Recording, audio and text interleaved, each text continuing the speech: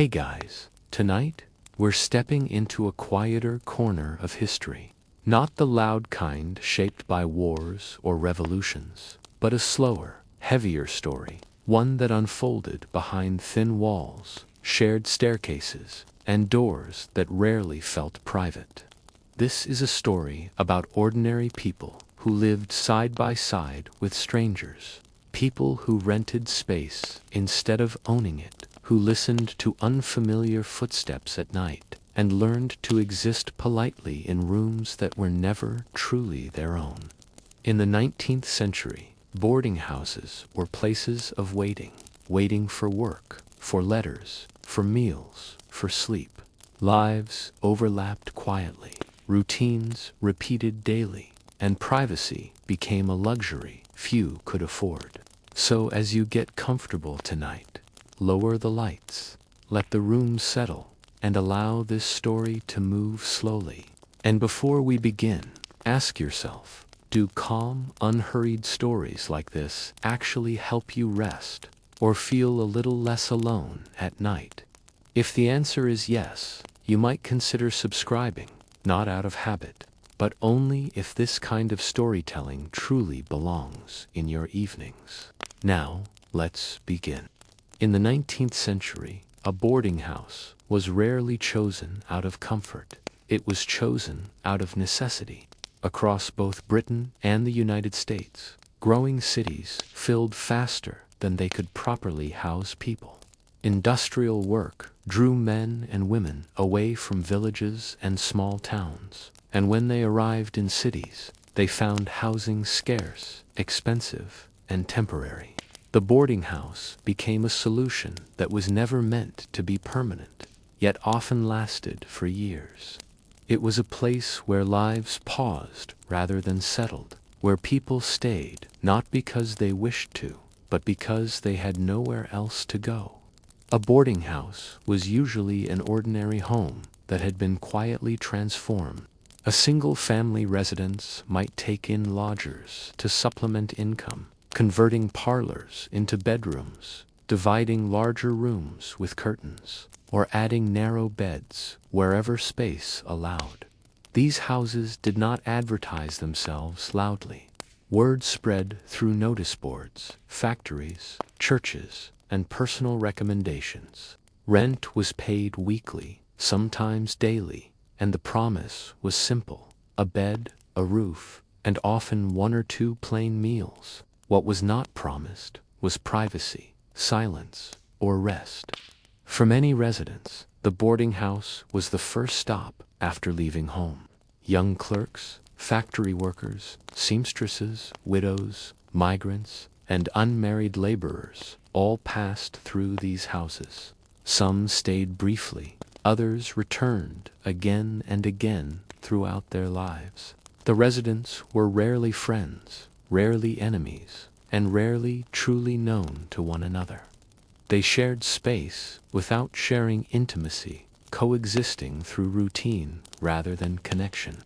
In this way, the boarding house became a quiet lesson in endurance, teaching people how to live among strangers without drawing attention to themselves. The physical structure of a boarding house shaped daily life in subtle but constant ways. Walls were thin, floors creaked, staircases echoed, sounds traveled easily, and privacy dissolved quickly. A cough in one room could be heard down the hall. Footsteps overhead marked the movements of unseen lives. Even at night, the house was rarely silent. Someone always seemed to be awake, returning late from work, rising early for a shift, or simply unable to sleep in unfamiliar surroundings. Rest, when it came, was shallow and easily broken. Bedrooms were often small and sparsely furnished. A narrow bed, a washstand, a chair, perhaps a small table, if space allowed.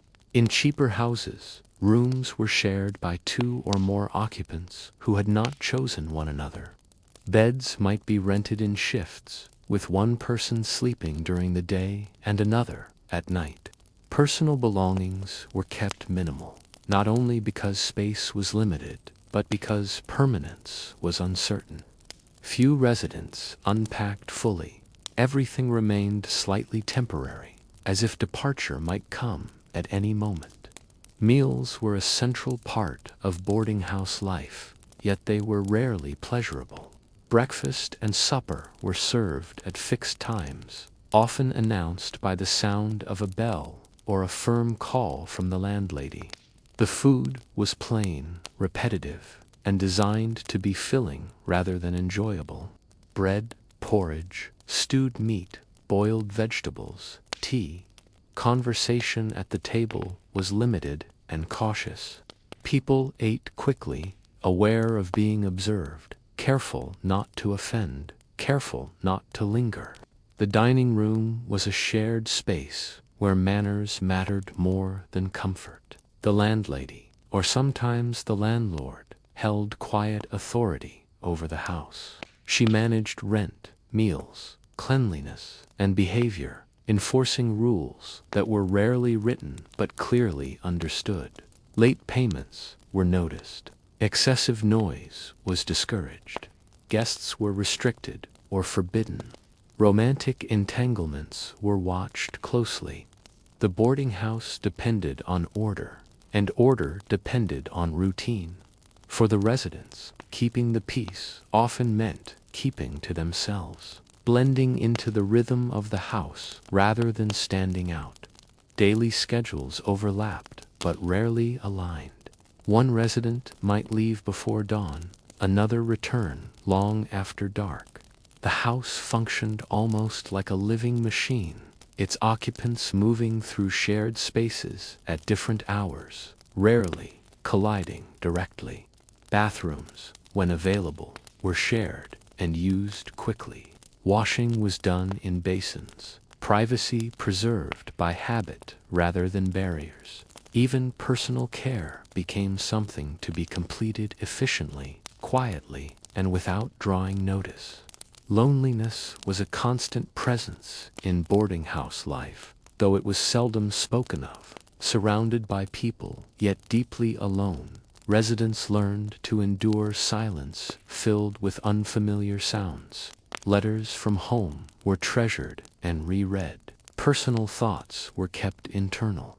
Emotional expression was restrained, not out of coldness, but out of necessity. There was little room for vulnerability in a place where walls were thin and neighbors were temporary.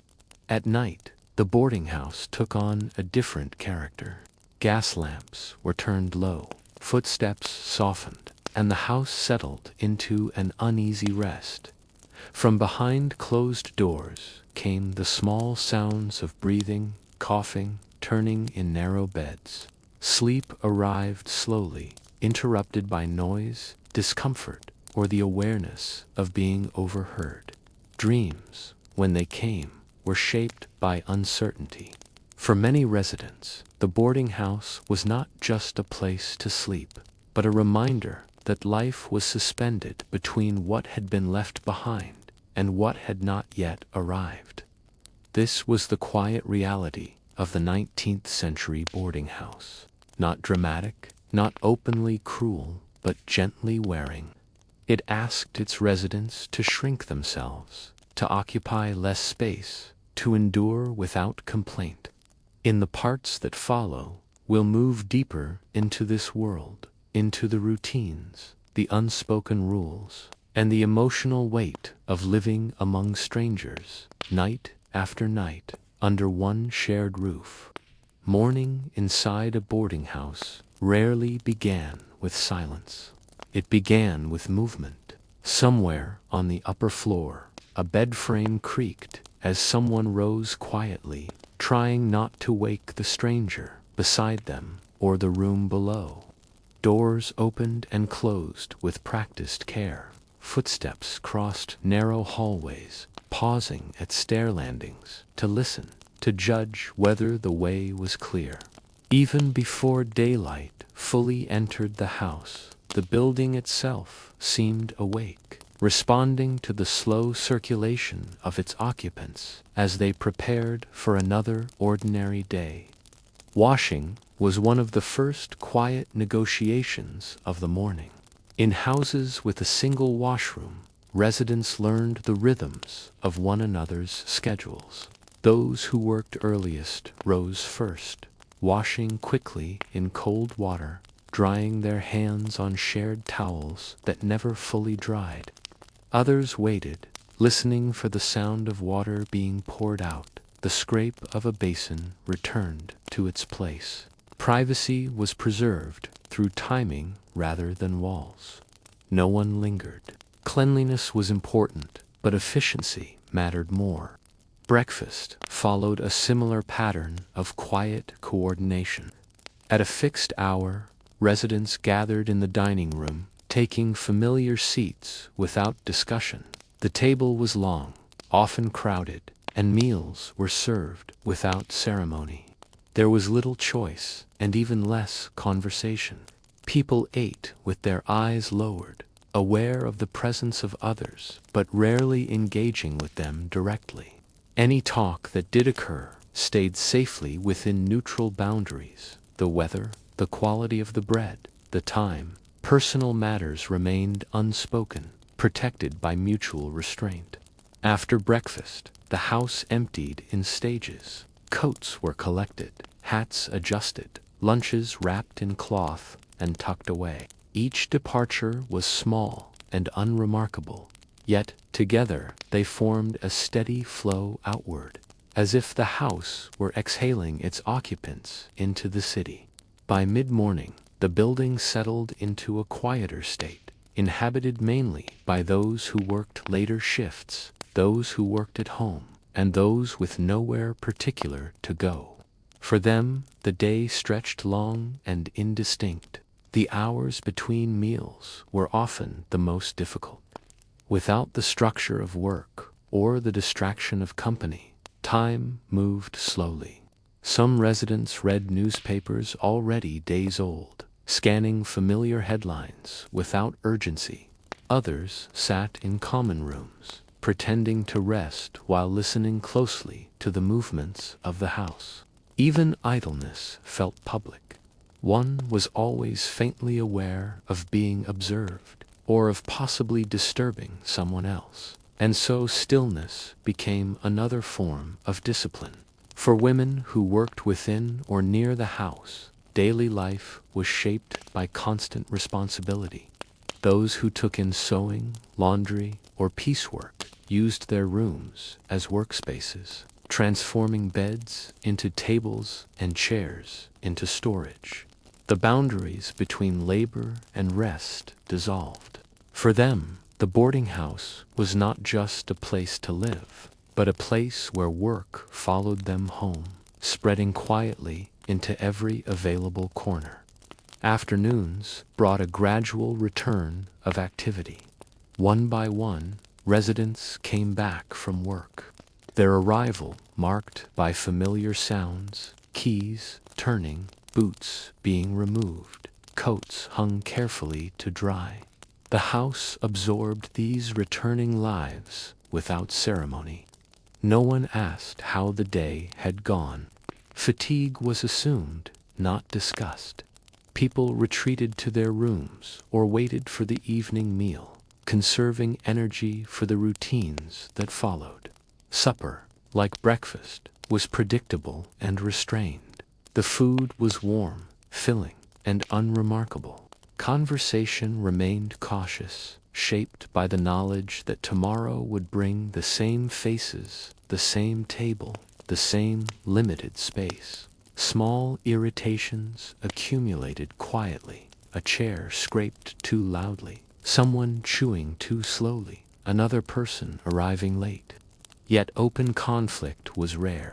Harmony, even an uncomfortable one, was easier than disruption in a place where departure was not always an option. As evening deepened, the boarding house settled inward. Some residents wrote letters by lamplight, choosing words carefully, editing their lives before sending them back home. Others read, mend clothing, or simply sat in silence, listening to the house breathe around them.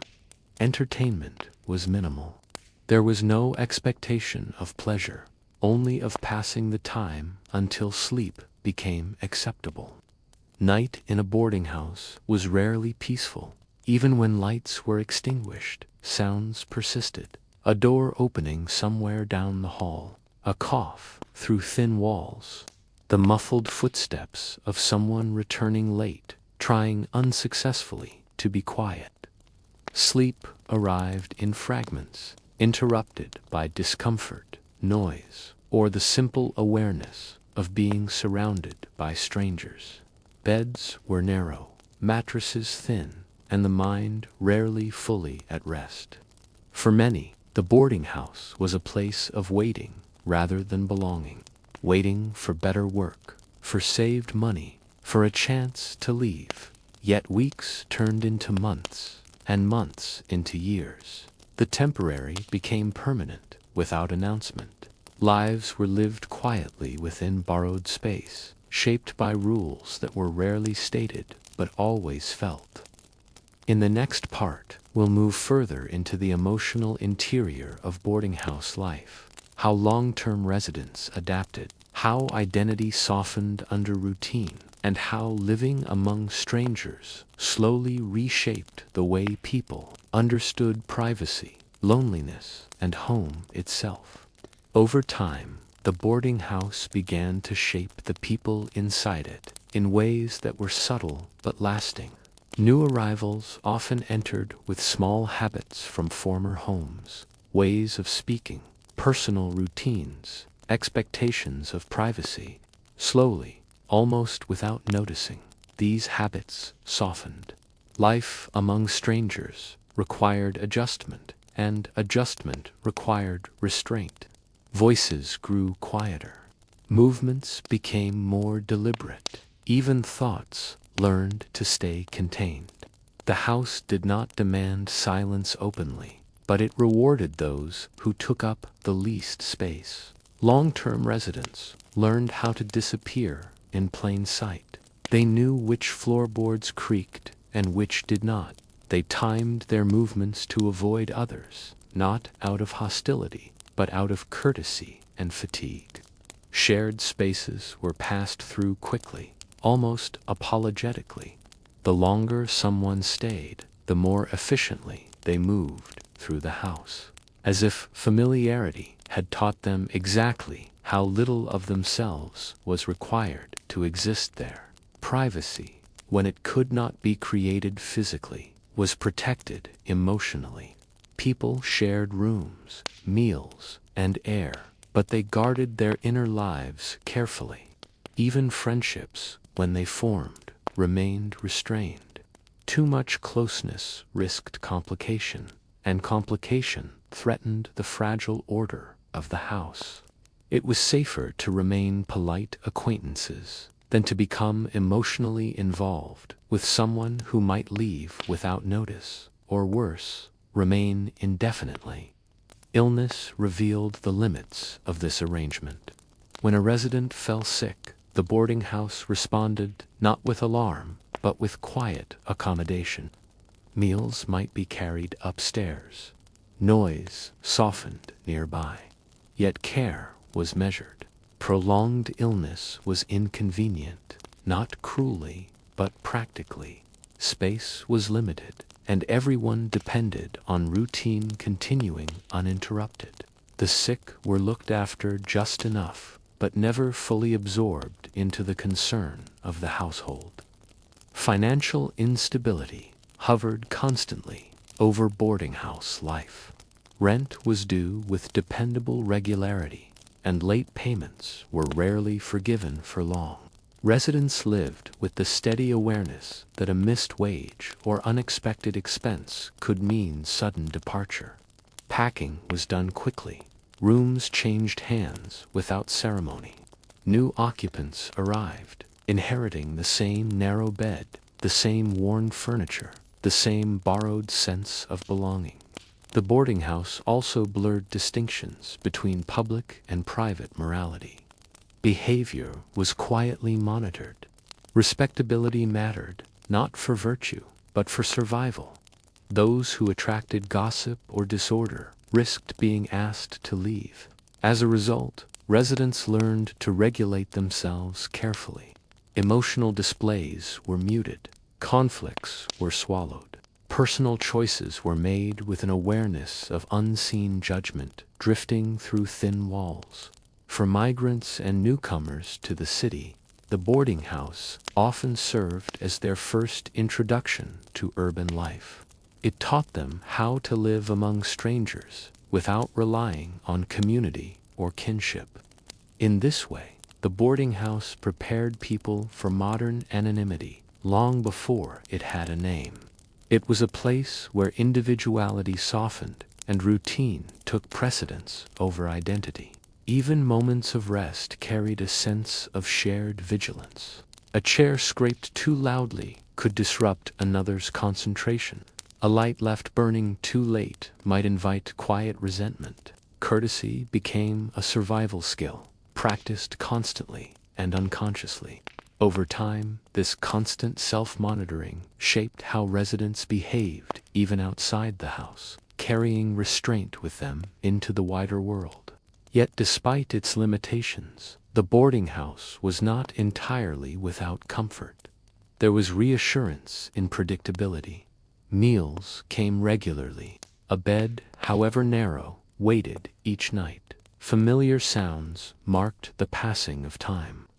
For those who had experienced instability, homelessness, or isolation, this quiet regularity offered a kind of safety. It was not warmth, but it was shelter from uncertainty. As years passed, some residents stopped imagining a different future. The boarding house became not a temporary solution, but the background of life itself. Days repeated with little variation. Faces aged quietly. Ambitions softened into endurance. The house did not trap people forcefully, but it wore them down gently, until staying felt easier than leaving. In the final part, we'll look at what it meant to grow old, to change, and sometimes to disappear within the walls of a boarding house, and how these ordinary places quietly shaped the modern experience of loneliness, routine, and shared living on both sides of the Atlantic. As years passed inside a boarding house, time began to feel different. Days no longer stood out clearly from one another, and weeks blended together without strong markers. Seasons changed quietly, noticed mostly through small adjustments, heavier coats appearing on hooks, windows sealed against drafts, meals growing warmer and more filling. For long-term residents, life became measured not by milestones, but by routine. The boarding house did not encourage reflection on the future. It encouraged endurance in the present. Aging inside a boarding house was a slow, almost invisible process. Residents grew older without ceremony. Hair thinned, hands stiffened, movements slowed. There were no celebrations for these changes, no family gatherings to mark them. Instead, aging unfolded privately, observed only in passing by those who shared the space. Someone who had once left early for work began waking later. Someone who climbed stairs easily now paused halfway. These shifts were noticed, quietly acknowledged, and rarely discussed. Older residents often occupied the smallest roles in the household's social life. They kept two familiar chairs, familiar corners of the dining table. Their routines were deeply ingrained, resistant to change. For them, the boarding house offered stability when the wider world felt increasingly distant. Yet this stability came with a quiet cost. There was little room for care beyond basic accommodation. Growing frailty was tolerated, not embraced. Independence, even when strained, remained an unspoken requirement. When residents disappeared, it happened without announcement. A room might remain empty for a day or two, then quietly prepared for someone new. Belongings were removed, sometimes by relatives, sometimes by the landlord. Questions were not asked openly. Departure, like arrival, was treated as a normal part of the house's rhythm.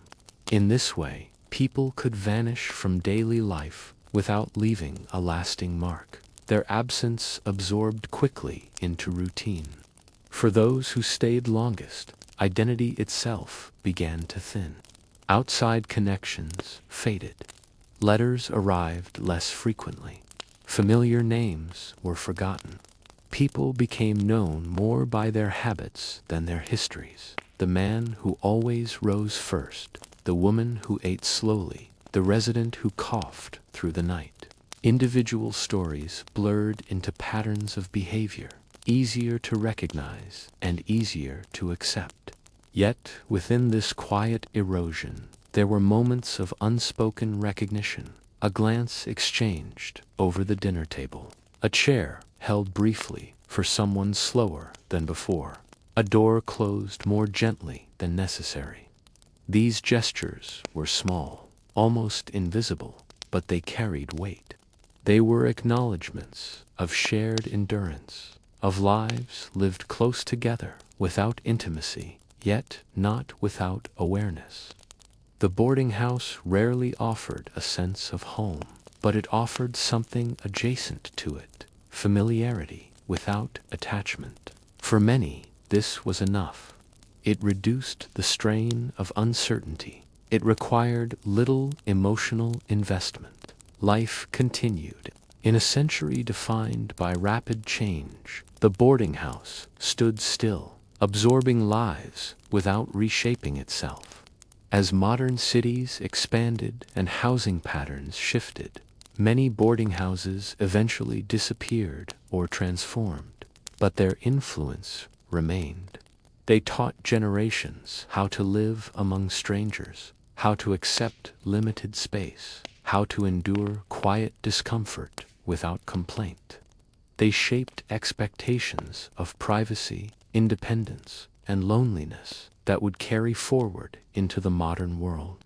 For the people who lived within them, boarding houses were rarely remembered fondly, yet they were remembered clearly. They were places where life did not stop, but also did not fully begin. Places of waiting, adjusting, and continuing. Ordinary spaces that quietly shaped ordinary lives. And as night settles once more, and routines draw to a close, we leave the boarding house as its residents did, without ceremony, without noise, carrying with us the slow understanding of how much of history was lived not in great events, but in shared rooms, thin walls, and lives that learned how to endure together, quietly. By the time many residents reached the later years of their stay, the boarding house had quietly rearranged their sense of what life was meant to feel like. Expectations narrowed. Hopes became practical rather than ambitious. The idea of comfort shifted from warmth or joy to predictability and absence of disruption. A good day was one where nothing went wrong, where no rule was broken, and where the rhythm of the house remained intact. Emotional expression continued to thin with time. People learned that strong feelings had no clear place inside shared walls. Grief was managed privately. Disappointment was internalized. Joy, when it appeared, was modest and brief. The boarding house encouraged emotional economy, teaching its residents to conserve feeling the same way they conserved space. Too much expression invited attention, and attention risked imbalance. For many, memory became the primary refuge. Residents carried earlier lives quietly within themselves, childhood homes, former marriages, past occupations. These memories were rarely spoken aloud, but they shaped inner worlds that remained untouched by the constraints of the house. In this way, a person could live two lives at once, one small and regulated, the other expansive and private. unfolding only in thought. The house itself showed signs of age alongside its occupants. Carpets wore thin along familiar paths. Door handles loosened from constant use. Furniture bore the impressions of countless temporary owners. Repairs were made sparingly, just enough to maintain function. The boarding house aged not gracefully, but persistently, adapting without changing, holding together through habit rather than care. Social boundaries remained carefully intact until the end. Even after years of shared living, residents often knew little of one another's pasts. Names were sometimes forgotten. Stories were incomplete. This absence of intimacy was not always a failure. For some, it was a relief. The boarding house offered companionship without obligation, proximity without demand, and presence without expectation. When illness or decline finally made independence difficult, the limitations of boarding house life became most apparent. There were no systems for long-term care, no space for sustained vulnerability. Those who could no longer manage quietly were often forced to leave, moving on to relatives, institutions, or uncertain alternatives. Their departure was handled gently, but firmly, folded into the ongoing life of the house. What remained after these departures was continuity. New residents arrived, carrying their own temporary intentions, stepping into routines already worn smooth by others. The boarding house endured beyond individual lives, unchanged in purpose. It continued to offer shelter without belonging, structure without attachment, and routine without intimacy. In this way, the boarding house reflected a broader transformation taking place across the 19th century. As societies grew larger and more impersonal, people learned how to live alongside strangers without relying on community in the older sense. The boarding house was both a response to this change and a quiet training ground for it. When we look back at these spaces now, they can seem bleak or restrictive, but for those who lived within them, they were simply ordinary. They were not symbols or statements. They were places where people slept, ate, worried, and waited.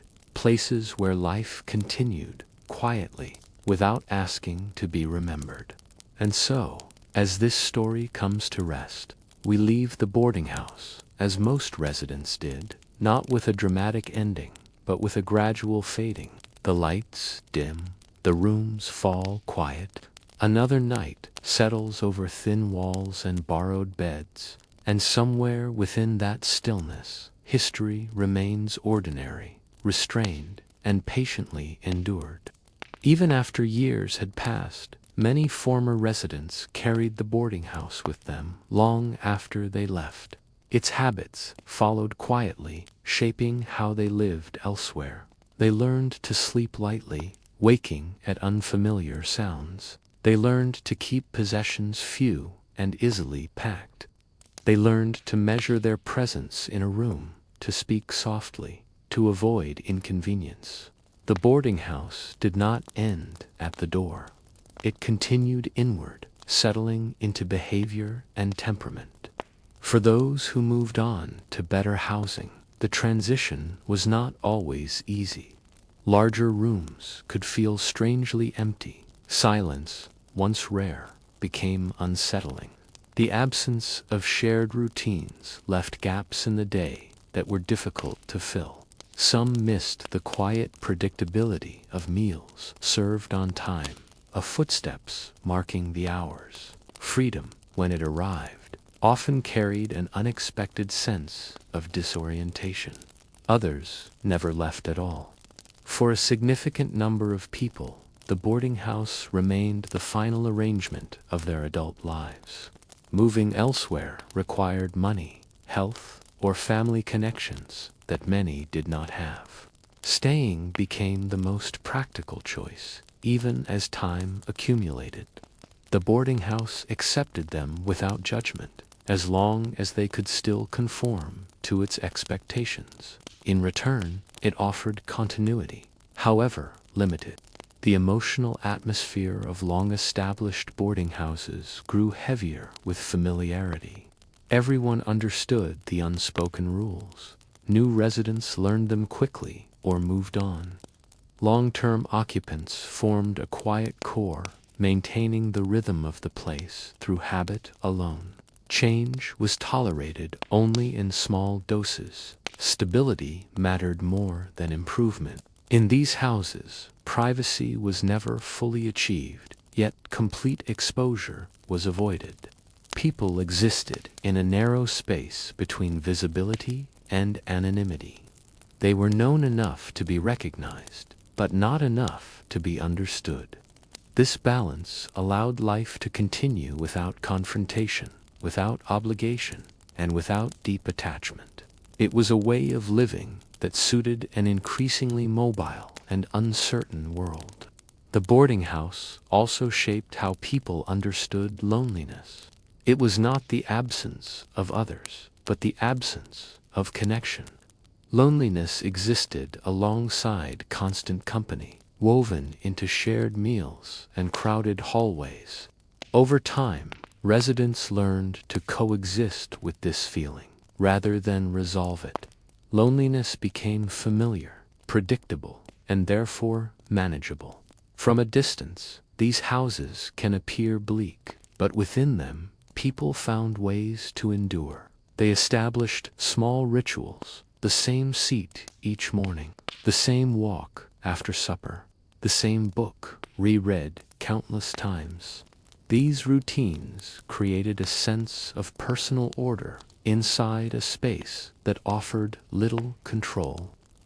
The boarding house stood quietly at the edge of major historical change.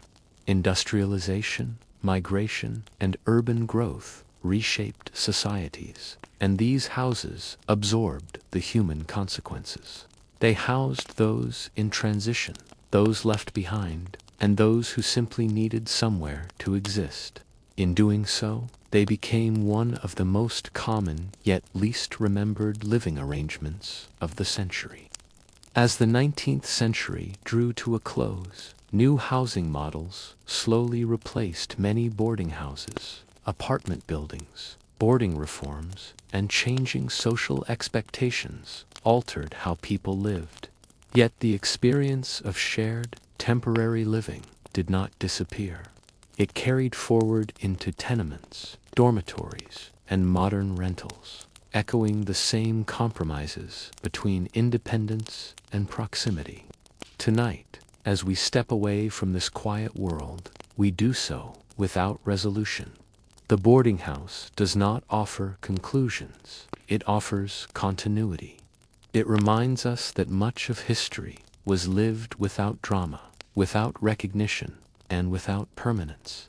Lives passed through narrow rooms and thin walls, leaving little trace behind.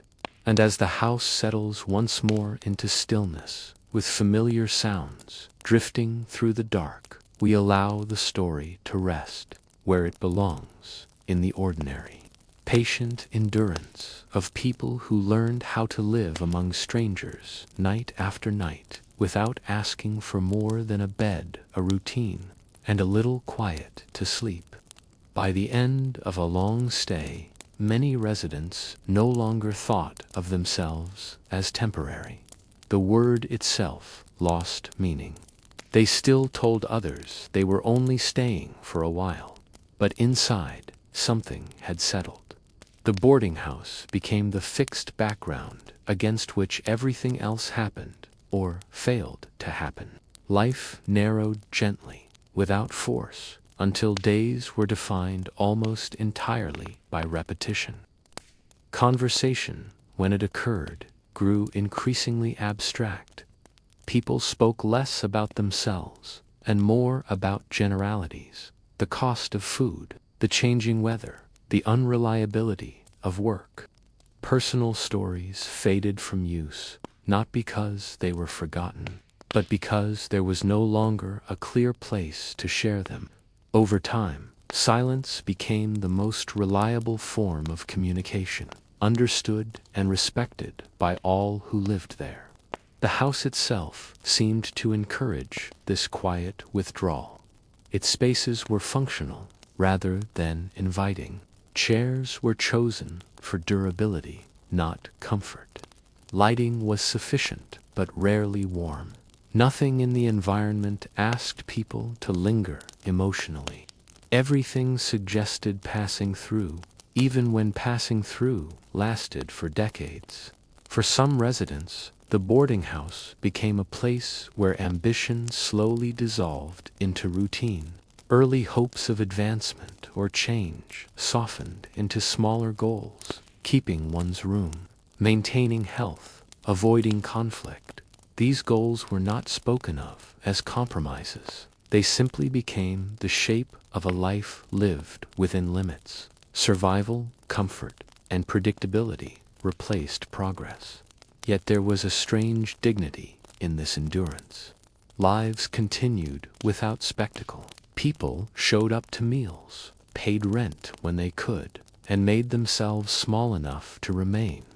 There was effort in this, though it was rarely acknowledged. To endure quietly required constant adjustment, restraint, and patience. These were skills learned slowly, practiced daily, and rarely praised. As new generations moved through the house, older residents became part of its atmosphere. Their presence felt permanent, even if it was not. They occupied the same spaces year after year, contributing to the sense that the house itself was alive, sustained by continuity rather than memory. When one of these long-term residents eventually left, the absence felt brief, quickly absorbed into routine. In the end, the boarding house offered no narrative arc. There was no clear beginning, middle, or end.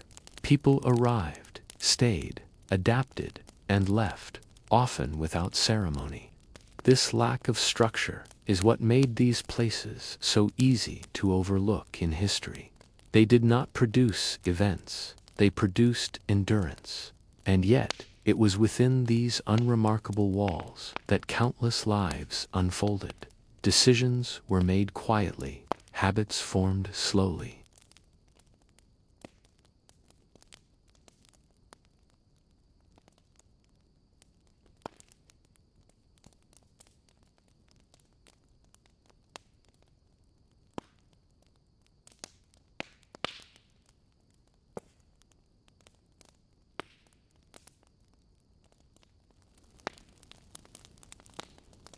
The lights are lowered, footsteps fade. Somewhere, someone turns in a narrow bed, adjusting to the familiar discomfort. Tomorrow will arrive much like today did, and history, as it so often does, will continue, not loudly but patiently, inside places just like this.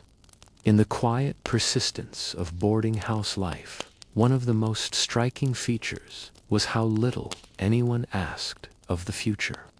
Planning too far ahead felt impractical in a place built on uncertainty.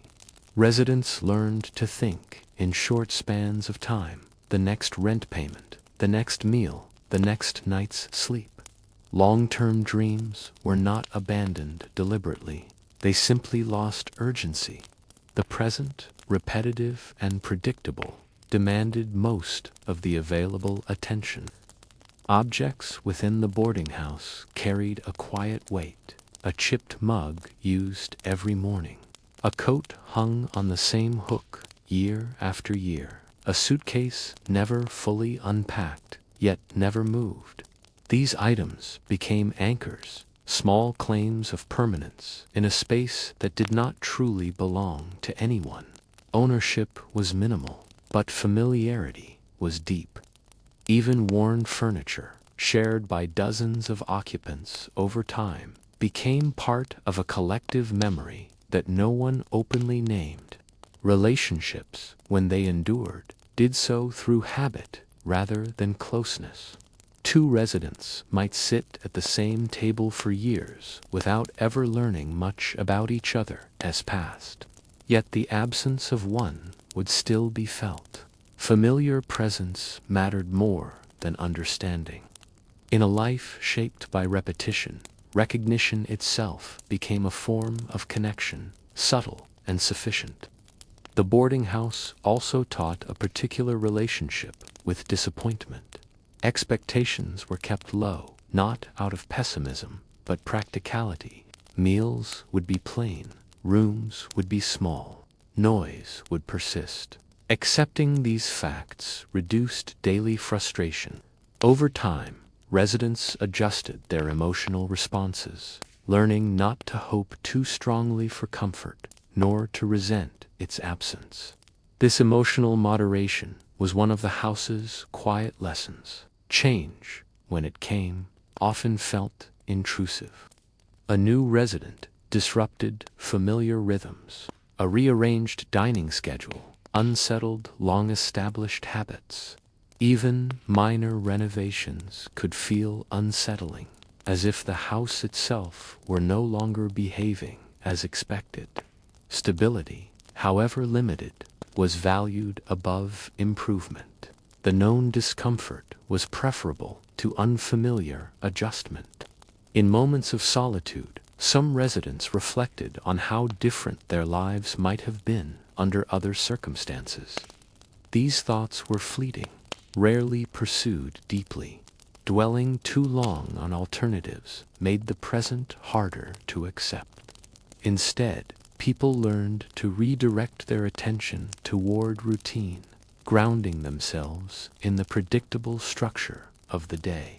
Despite its limitations, the boarding house fulfilled a basic human need: continuity. It provided a place where one could remain without explanation, without achievement, without progress. In a world increasingly defined by movement and change, this stillness held its own appeal. To simply exist, without needing to justify that existence, was quietly valuable. As night returned once more, the house followed its familiar pattern. Lamps dimmed, doors closed. Sounds softened but did not disappear entirely. Each resident settled into the narrow space assigned to them, bodies adjusting instinctively to worn mattresses and shared air.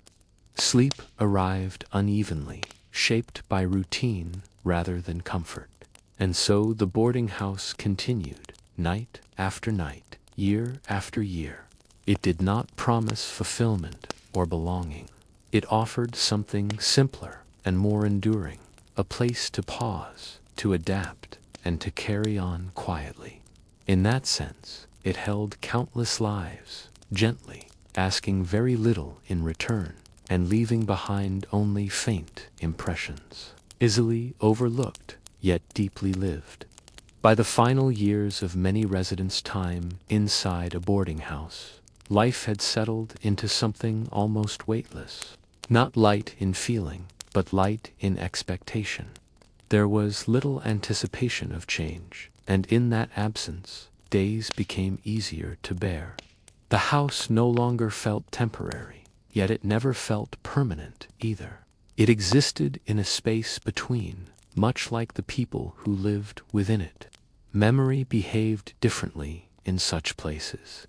Important moments were not marked by dates or events, but by subtle shifts in routine. The day, a familiar chair was moved.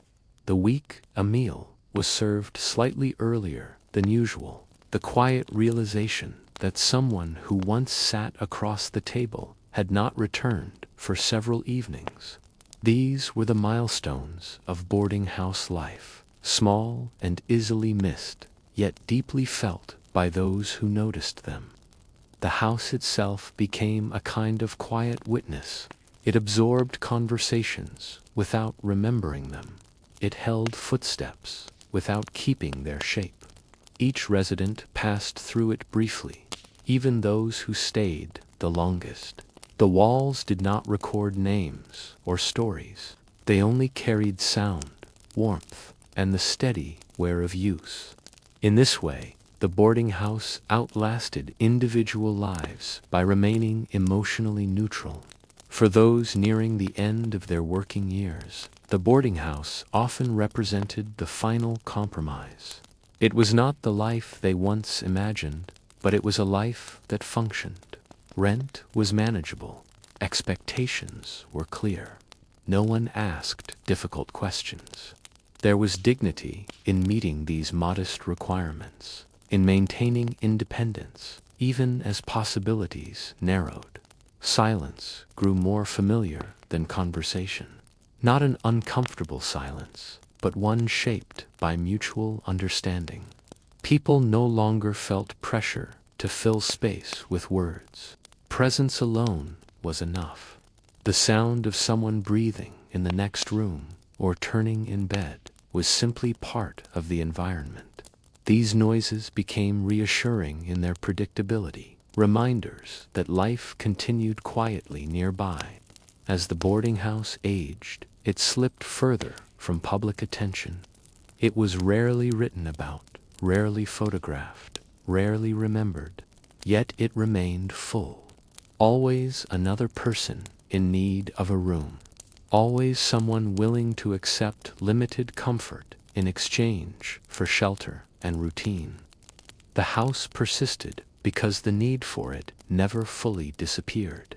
In a broader sense, boarding houses shaped modern expectations of solitude and shared living. They taught people how to exist among others without depending on them, how to manage loneliness without resolving it, how to accept routine as a form of stability. These lessons carried forward, quietly influencing later generations who lived in apartments, dormitories, and rented rooms, often without knowing why the experience felt familiar. As this story settles toward its end, there is no final moment to mark, no door closing for the last time, no farewell spoken aloud. The boarding house does not end. It simply continues or fades gradually into something else. Its residents leave in stages, replaced by others just as uncertain, just as temporary. And so we leave it here, not with conclusion, but with stillness. A long table cleared, lamps turned low, footsteps fading into upper rooms. The boarding house rests, holding its ordinary silence. And within that silence lives a reminder that much of history was not lived in moments of importance, but in shared spaces, restrained lives, and nights spent learning how to sleep among strangers, quietly, again and again.